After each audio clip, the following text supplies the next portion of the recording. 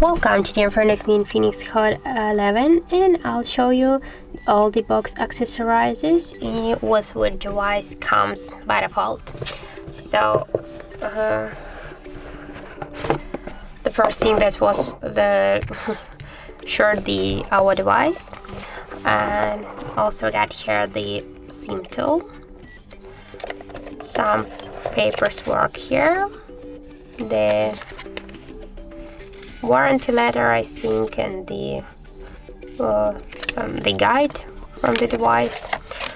Also got here the silicone protective clear case, the USB-C cable, the new one, and the original Infinix charger brick. And that's it.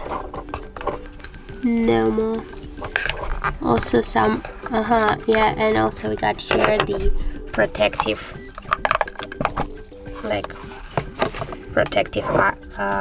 that's not a glass, just so you can use that to protect your device display, sorry. So that's it, that's how it looks. There are all of accessories inside our Infinix Hot 11. So that's it.